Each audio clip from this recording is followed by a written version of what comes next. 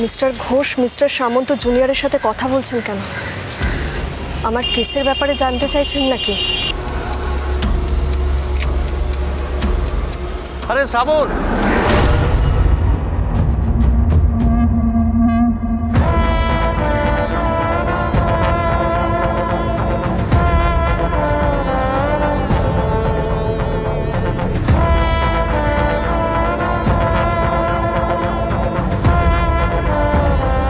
কি হলো? আমার দিকে বেশিক্ষণ তাকিয়ে থাকতে ইচ্ছে করছে না বুঝি? আজও তুমি তোমার দিদিকে ছাড়াতে পারলে না। তোমাকে চুপি চুপি একটা কথা বলে রাখি, আমি চাইলেই কিন্তু আমার মেয়েদের কাস্টাডিতে পেয়ে যাব। তখন তুমি কি করবে? কি করে আটকাবে? কি করে ঠেকাবে? লড়াইটা এখনো শেষ হয়ে যায়নি সোমনাথদা, কেস চলছে। বিচারের পরে ডিসাইড হবে কে কেসটা জিতবে আর কে কেসটা হারবে। বিচার বিচারের মতো চলবে, আইন আইনের পথে চলবে, কিন্তু তার মাঝখানে আমি আমার কাজটা সেরে ফেলব। মেয়ে দুটোকে হাতে পেলেই টুক করে বেঁচে দেবো। না বাবা, আমি তো ভয় পেয়ে গেলাম। হ্যাঁ, আচ্ছা, আমার মেয়ে আমি রাখবো না বেঁচে দেব, তুমি এরকম ভাবে না বলার কে? হ্যাঁ, কে? অমানুষ একটা, লজ্জা করে না নিজেকে বাবা বলতে? তুমি যে কত বড় অপরাধী, কত বড় শয়তান, সেটা আমি আদালতেই প্রমাণ করে দেব। এবার দেখো তোমার হাল কি করি।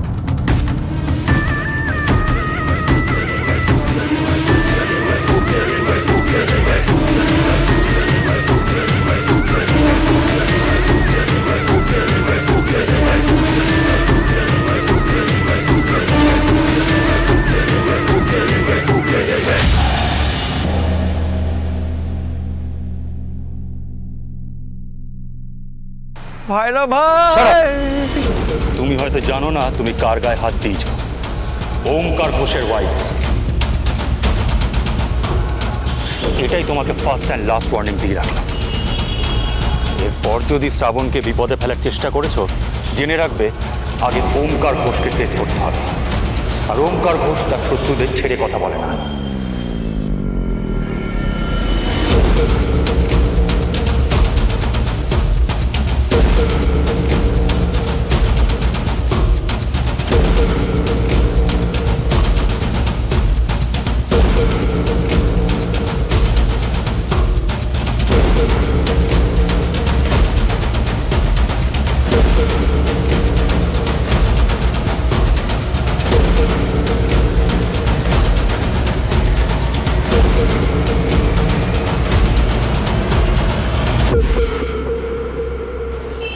আমি তোমাকে আগেও বলেছি, আই ক্যান হেল্প ইউ। আপনি কি ভাবেন আমাকে? দুর্বল? ভুল ভাবেন তাহলে। আমার লাইফে আগেও সমস্যা এসেছে, সেটা আমি নিজের হাতে সলভ করেছি। কারোর হেল্পের দরকার হয়নি। আমি আমার নিজের প্রবলেমগুলো নিজেই হ্যান্ডেল করতে পারবো। আপনার হেল্প চাই না? চাই না, নিও না। বাট এই 6 মাস, রাদার 5 মাস তোমার সব প্রবলেম সলভ করার দায়িত্ব আমার। আজ থেকে তোমার সব প্রবলেম আমার, শ্রাবণ। তারপর কন্ট্রাক্টের এই 6 মাস পরেও তো আমার একটা লাইফ থাকবে। আমার জীবনের সব সমস্যাগুলো তো এই 6 মাসে মিটে যাবে এমনটা তো নয়। তখন তো আমাকে একাই লড়াই করতে হবে। আমি এই একা লড়াই করার অভ্যাসটা নষ্ট করতে চাই না। দেখুন, আমার প্রচুর সময় নষ্ট হয়ে গেছে, আমি টাইম ওয়েস্ট করতে চাই না। চলো। আমি কি বলেছিলাম আপনাকে এখানে ওয়েট করতে? এটা তো আপনার ডিসিশন, তার জন্য আপনি আমাকে দায়ী করছেন কেন? আমি তো তোমাকে একবারও দায়ী করছি না। তুমি যেমন কারোর হেল্প নিতে পছন্দ করো না, আমিও তাই। সো ধরে নাও আমি তোমার ঋণ শোধ করছি। তুমি যেভাবে কাল আমাকে ইনভেস্টমেন্ট পেতে হেল্প করেছো, আমিও তোমাকে হেল্প করে। আমি জাস্ট কন্ট্রাক্ট ওয়াইফের ডিউটিটুকু করেছি, তার বেশি কিচ্ছু করিনি, আর তার বেশি আমি কিছু করবো না। এবারে ফিরলে ভালো হয়। আমি কি বারণ করেছি নাকি? আপনিই তো এখানে দাঁড়িয়ে বাজে কথা বলছেন। আমি? You are crazy, irritating. তোমার সাথে কথা বলাটাই একটা ঝঞ্ঝাট। বলবেন না, প্রবলেম সলভ।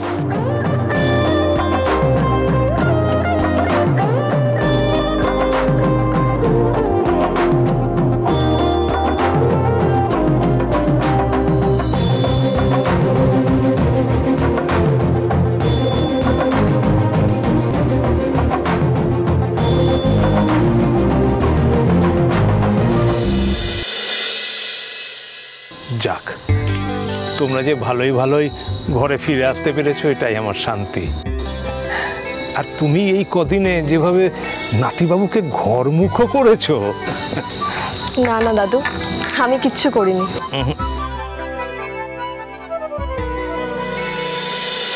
তুমি যেভাবে একটু একটু করে আমার নাতিবাবুকে সঠিক রাস্তায় ফেরালে, টিকিখানা বাঁধা আছে যে। নাতবাবু, ওই অ্যাক্সিডেন্টের পর তুমি যেভাবে ওর দেখভাল করলে না, আসলে কি বলো তো, আমার নাতিবাবুটা না এইরকমই ভালোবাসা চায়, কিন্তু মুখে কিছু বলতে পারে না। মুখ ফুটে কারোর কাছে ভালোবাসা চাইবে না, আমি জানি।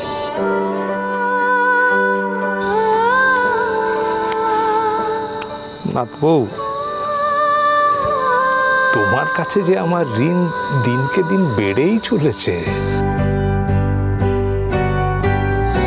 ঋণী তো আমি দাদু।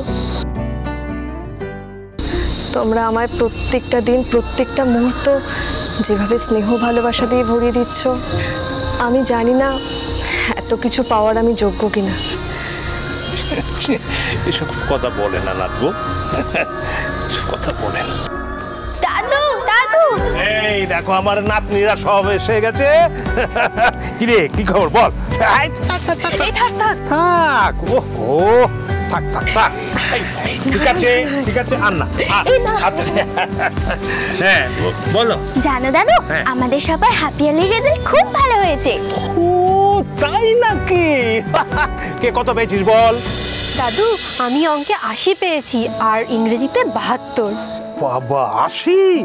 আমি ইতিহাসে 78 পেয়েছি। জানো দাদু, আমি এবারেও ফার্স্ট হয়েছি। এবারে তুমি আমাকে কি দেবে? ও দাদু, আমার সাইকেলটা তো দিদির সেই পুরনো সাইকেল। এত দূর স্কুলে যেতে গিয়ে 10 বার ধরে চেন পড়ে যায়, রোজ স্কুলে লেট হয়ে যায়।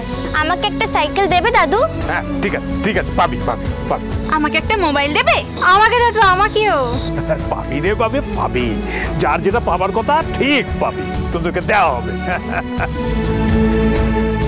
জানো দাদু, এবারে আমাকে অনলাইন চেক করতে হবে গো। ক্লাস 12 এর পর কোথায় কত মার্কস লাগবে, এবার থেকেই তো প্রিপারেশন নিতে হবে। ঠিক আছে, তুই নিবি। তোমার নাম কি? আমার নাম বুলবুলি গো বৌদিমণি। কি নিয়ে পড়বে তুমি? আমার খুব ইচ্ছে সোশ্যালজি নিয়ে পড়বো, তারপর সরকারি পরীক্ষায় বসবো। আমার ইচ্ছে ডেপুটি ম্যাজিস্ট্রেট হওয়ার বৌদিমণি।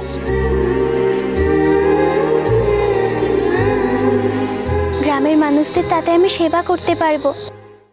আমি তো গ্রামের মেয়ে, তাই জানি গ্রামের মানুষদের অনেক কষ্ট। তাই আমি তাদের জন্য কাজ করি, যদি তাদের কষ্টটা হয়তো একটু হলেও কম করতে পারবো।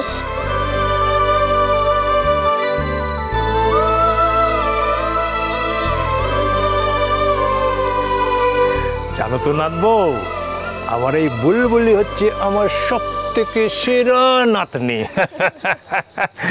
এই এই এই তোদের মনে আছে তো কালকে কি কি আছে কালকে? Prize day. Prize day. তাহলে কি করতে হবে? এই অসে, আরে হজমেগুলো নিয়ে এসো না। হ্যাঁ দাও দাও দাও, হ্যাঁ এই নে। তাহলে কালকে সকাল সকাল চলে আসবি, ঠিক আছে? হ্যাঁ, সেজে গুজে চলে আসবি কিন্তু, ঠিক আছে? তারপরে এখানে তোদের ভালো রেজাল্টের জন্য প্রাইজ দেওয়া হবে, তারপরে খাওয়া দাওয়া হবে, তারপরে মজা হবে। হ্যাঁ একদম আমার টিকলিটার মতো।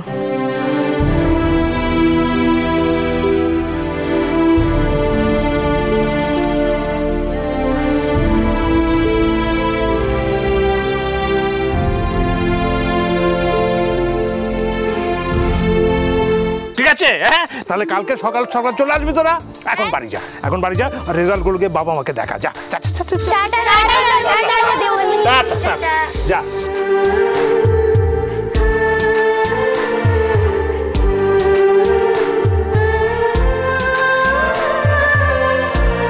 জানো তো নাথ বউ, আমি না এদের হাতে কোনো টাকা পয়সা তুলে দিই না।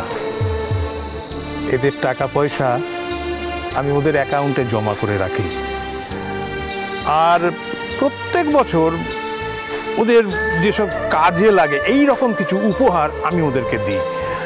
যেমন ধরো খাতা বই, কাউকে সাইকেল, কাউকে মোবাইল, এগুলো, এই উপহারগুলো আমি ওদের দিই। ওহো, ওহ, আরে আজকে রাতে তো ওই উপহারগুলো প্যাক করার দায়িত্ব নিতে হবে তোমাকে। আর ওদের সার্টিফিকেটে তোমার স্বর্ণাক্ষরে তোমার একটা সই ওদের সার্টিফিকেটে রাখতে হবে আজ থেকে, ঠিক আছে? আজ রাতে? সর্বনাশ, আজ রাতে তো আমার শো আছে।